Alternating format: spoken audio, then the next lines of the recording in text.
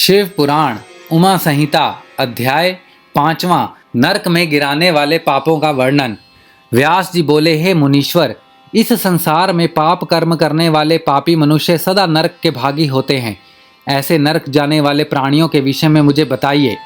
व्यास जी के वचन सुनकर सनत कुमार जी बोले, हे व्यास जी, इस संसार में अनेक प्रकार के पाप कर्म होते हैं जिसके कारण मनुष्य को नरक जाना पड़ता है।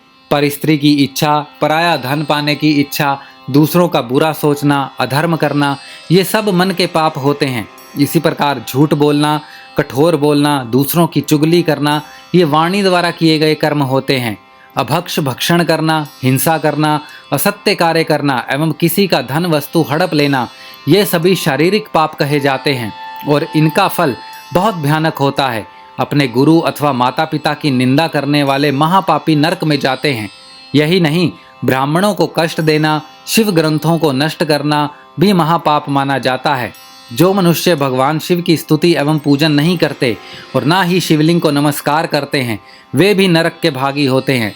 बिना गुरु की पूजा के शास्त्रों को सुनने की कोशिश करने वाले, गुरु सेवा से जी चुराने वाले, गुरु त्यागी एवं गुरु का अपमान करने वाले नरकगामी होते हैं।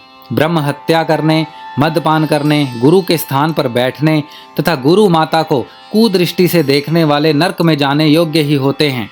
वेदों की जानकारी रखने वाले एवं पूजन आराधन को त्याग देने वाले, दूसरों की अमानत को हड़पने वाले तथा चोरी करने वाले सभी मनुष्यों को अवश्य ही नरक में रहना पड़ता है। पर स्त्री का भोग करने वाले तथा व्यभिचार करने वाले मनुष्य अवश्य ही नरक में जाते हैं। यही नहीं, पुरुष, स्त्री, हाथी, घोड़ा, गाय, पृथ्वी, चांदी, वस्त्र, औषध, रस, चंदन, अगर, कपूर, पट्टे, कस्तूरी आदि को अकारण ही बेच देने वाले मूर्ख मनुष्यों को नरक अवश्य भोगना पड़ता है। हे मुनियों, इस प्रकार मैंने आपसे ऐसे कृत्यों का वर्णन किया जो कि महापाप माने जाते हैं और जिनके कारण मनुष्य को नरक की घोर कष्टदायक यातनाएं झेलनी पड़ती हैं। उमा संहिता अध्याय 5वां समाप्त।